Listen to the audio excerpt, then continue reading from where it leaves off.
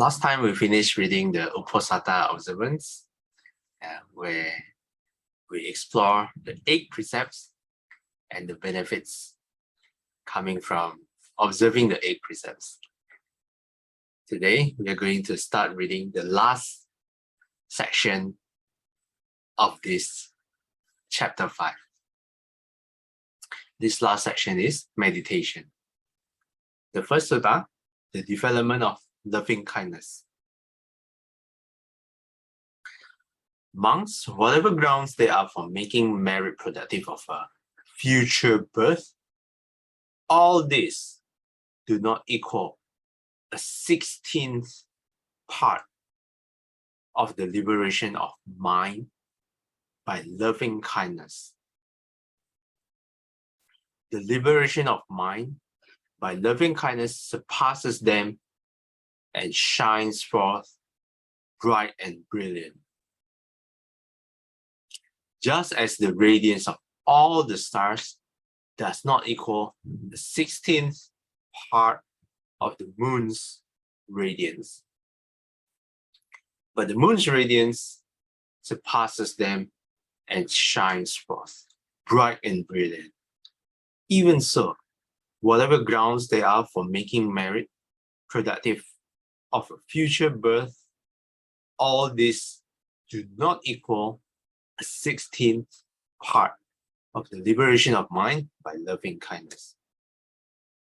The liberation of mind by loving kindness surpasses them and shines forth bright and brilliant.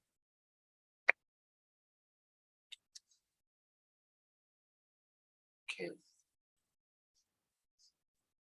So the first sutta talks about the development of loving kindness, and whatever we have read about making merits, about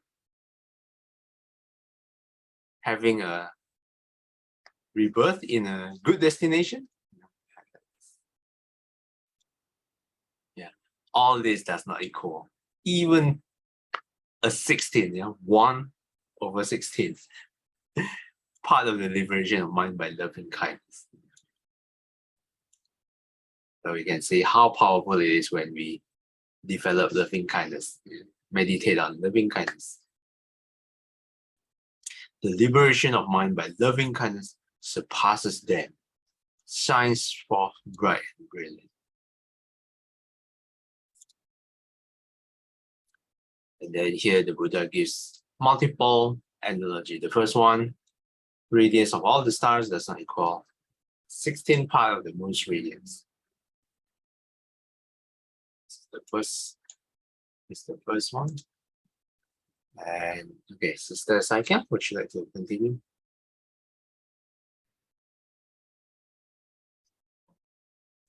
Just as in the last month of the rainy season, in the autumn, when the sky is clear and free of clouds, the sun, on ascending, dispels the darkness of space and shines forth, bright and brilliant.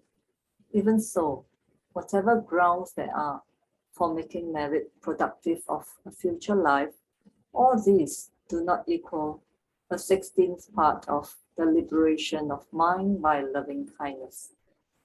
The liberation of mind by loving kindness surpasses them and shines forth brilliant, bright and brilliant. Okay, thanks, Sister Saikyang. And okay, the second analogy the Buddha gives, when the sky is clear and free of clouds, the sun on ascending dispels the darkness of space and shines forth bright and brilliant.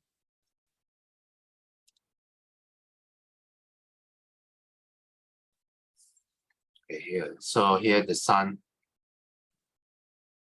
reflects the loving kindness and dispelling all the darkness. Okay, the last one, Sister Choi-Kwan, would you like to continue? And just as in the night, at the moment of dawn, the morning star shines forth, bright and brilliant.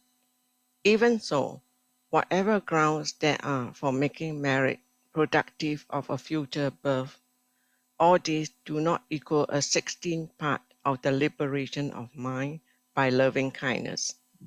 The liberation of mind by loving kindness surpasses them and shines forth, bright and brilliant. Itiwata Sutta 27. Thank you. Thanks, Sister Shekwan. Sadhu, sadhu, sadhu. Okay, the last one, the Buddha gives the analogy. And just like in the morning, at the moment of dawn, the morning star shines forth, bright and brilliant. Okay, so this is about the development of loving kindness and how it is so powerful. And the benefit surpasses all grounds of making merits of productive rebirth. Okay, let's continue the next one. Sister Billy, would you like to read?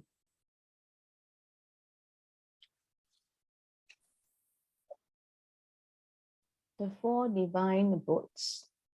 The Brahmin student Subha, Todeya's son, said to the Blessed One, Master Gautama, I have heard that the ascetic Gautama knows the path to the company of Brahma. What do you think, student? Is the village of Nalakara near here, not far from here? Yes, sir. The village of Nalakara is near here, not far from here. What do you think, student? Suppose there was a man born and raised in the village of Nalakara, and as soon as he had left Nalakara, they asked him about the path to the village. Would that man be slow or hesitant in answering? No, Master Gautama, why is that? Because that man has been born and raised in Nalakara and is well acquainted with all the paths to the village. Okay, thanks, Sister Billy. So here the Buddha starts with a question about someone born and raised in the path of village. Yeah. Could he be, would that man be slow or hesitant in answering the path back to that village? The reply is no, because he's born and raised in there, so he knows all the path. Yeah. But still, sometimes a man, even born and raised in the village of Nalakara, could still be slow or hesitant in answering.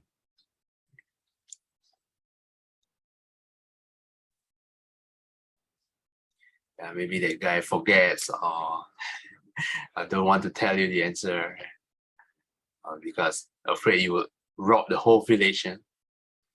Maybe. Okay, we haven't reached that part actually. Sister Shomi, would you like to continue? You're muted. Still, a man born and raised in the village of Nalakara might be slow or hesitant in answering when asked about the path to the village. But the Tathagata, when asked about the Brahma world or the way leading to the Brahma world, will never be slow or hesitant in answering.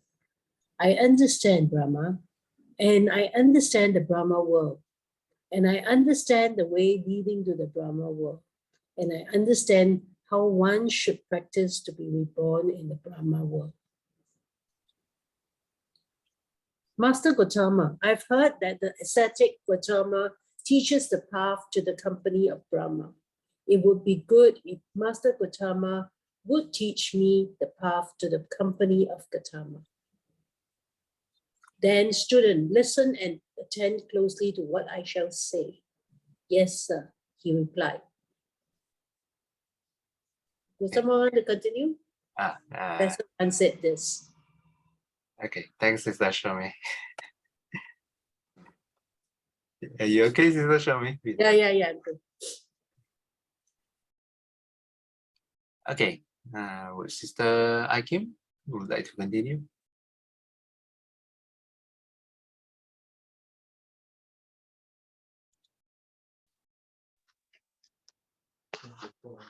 Okay. 24. What student is the path to the company of Brahma? Here, a monk dwells pervading one quarter with a mind imbued with loving kindness. Likewise, the second, likewise the third, likewise the fourth, and so above, below, around, and everywhere, and to all as to himself. He dwells pervading the all-encompassing world with a mind imbued with loving kindness, abundance, exalted, immeasurable, without hostility and without ill will. When the liberation of mind by loving kindness is developed in the way to no limiting actions remains there, none persists there, just as a vigorous trumpeter could make himself heard without difficulty in the four quarters, so too when the liberation of mind by loving kindness is developed in this way, no limiting action remains there, none persists there. This is the path to the company of Brahma. Okay, thanks, Sister Aki. So the first path to the company of Brahma is again the development of mind with loving kindness. A monk dwells pervading one quarter with a mind imbued with loving kindness. Likewise, the second, third, fourth quarter. This is indicating the direction.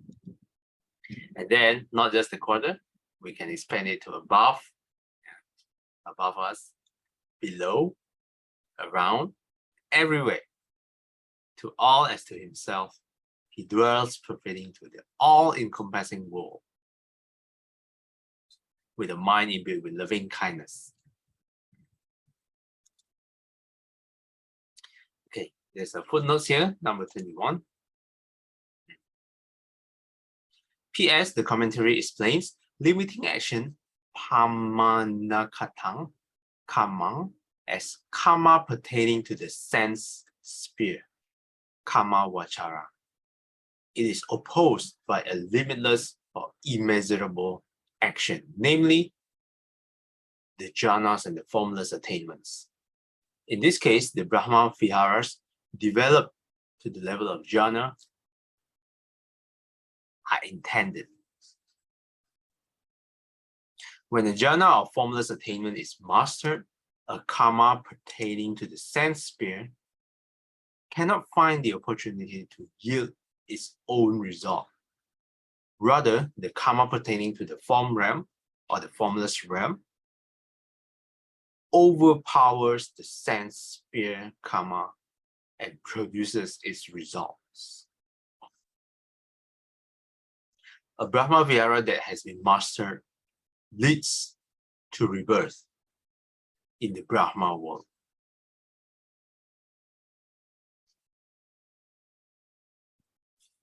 Yeah, this is a little bit technical, talking about the different types of karma where it can produce its results. The one developed to the level of jhana, and the one is more powerful, overpowers the one, the karma produced in the sense sphere. Okay, the first one is the loving kindness. I'll continue reading. Again, a monk dwells pervading one quarter with a mind imbued with compassion, with a mind imbued with altruistic joy, with a mind imbued with equanimity.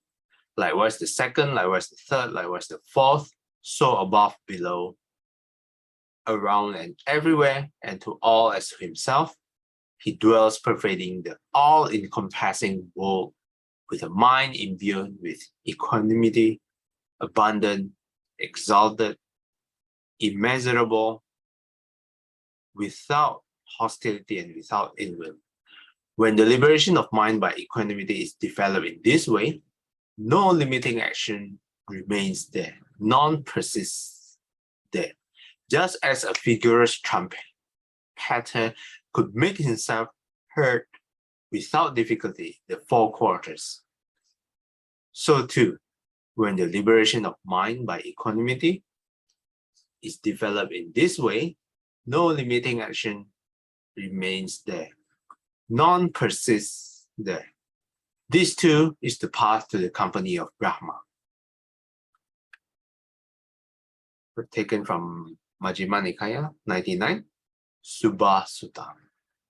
Sadhu, sadhu, sadhu. Okay, so the first one is loving kindness. The second one is compassion. The first one is metta. The second one is karuna. The third one is altruistic joy, mudita. And the last one is equanimity, upekkha, and the Pali term. So these are the 4 defined abodes. And these 4, the development of these 4 leads to the company of Brahma.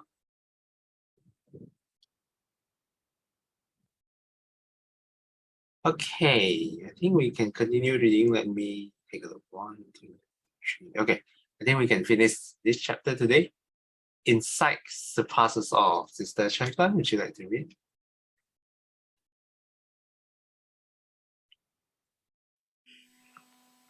Three, insight surpasses all.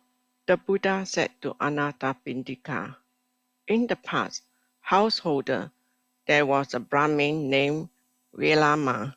He gave such a great alms offering as this: 84,000 bowls of gold filled with silver, 84,000 bowls of silver filled with gold, 80,000 bronze bowls filled with bullion, 84,000 elephants, chariots, milk cows, maidens, and couches, many millions of fine clothes, and indescribable amounts of food, drink, ointment, and bedding. As great as the alms offering that the Brahmin Vilama gave, it would be even more fruitful if one would feed a single person possessed of right view. As great as the Brahmin Vilama's alms offering was, and though one would feed 100 persons possessed of right view, it would be even more fruitful if one would feed a single once returner. As great as the Brahmin Vilama's alms offering was, and though one would feed 100 once returner, it would be even more fruitful if one would feed a single non-returner. As great as the Brahmin Vilama's alms offering was, and though one would feed 100 non-returners, it would be even more fruitful if one would feed a single Arahant. As great as the Brahmin Vilama's alms offering was, and though one would feed 100 Arahants, it would be even more fruitful if one would feed a single Pacceka Buddha. As great as the Brahmin Vilama's alms offering was, and though one would feed 100 Pacceka Buddhas, it would be even more fruitful if one would feed a single perfectly enlightened Buddha. It would be even more fruitful if one would feed the sanghas of monks headed by the Buddha and build a monastery for the sake of the sangha of the 4 quarters. It would be even more fruitful if, with a trusting mind, one would go for refuge to the Buddha, the Dhamma, and the Sangha, and would undertake the 5 precepts: abstaining from the destruction of life, from taking what is not given, from sexual misconduct, from false speech, and from the use of intoxicants. As great as all this might be, it would be even more fruitful if one would develop a mind of loving kindness, even for the time it takes to pull a cow's udder. And as great as this might be, it would be even more fruitful still if one would develop the perception of impermanence, just for the time it takes to snap one's finger. Anguttara Nikaya 9, chapter 20. Sadhu, Thank you. sadhu, sadhu. And thanks, Sister Chekwan. Okay, with that, we finish this chapter 5, the way to a fortunate rebirth. Okay, let's take a look at the footnotes first. I think there's one here. Oh, okay, number 22. A person possessed of right view, Ditti Sampana Pugala, is a stream enterer. The stream enterer and those who reach higher attainments will be discussed in chapter 10. We have covered this briefly in the previous book, The Noble Eightfold Path, but we will explore this in a much deeper manner in the last chapter of this book, chapter 10. The second footnote, single Pacheka Buddha. A Pacheka Buddha is one who, like a perfectly enlightened Buddha, attains enlightenment without the guidance of a teacher. But unlike a Buddha, he is unable to guide others to enlightenment. According to the commentarial tradition, Pacheka Buddhas do not arise while the teaching of a perfectly enlightened Buddha exists in the world, but only in the periods between the arising of Buddhas.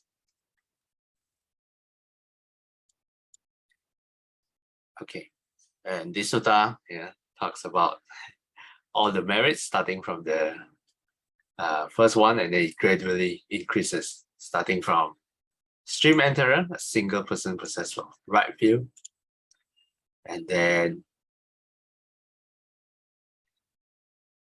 a single once returner is more fruitful than feeding 100 stream enterer. Okay, let me highlight this. The next one, a single non-returner. Okay, let me highlight. Yeah, is more fruitful than feeding 100 once returner. The next one, a single arahant is more fruitful than feeding 100 non-returners. After that will be a single Pacheka Buddha, and then a single perfectly enlightened Buddha, and then afterwards the Sangha of monks headed by the Buddha and built a monastery for the sake of the Sangha. So what Lekha Singh is doing, building a huge monastery for the monks. And then afterwards, going for refuge and undertake the 5 precepts that is even more fruitful. And afterwards, develop a mind of loving kindness. Oops.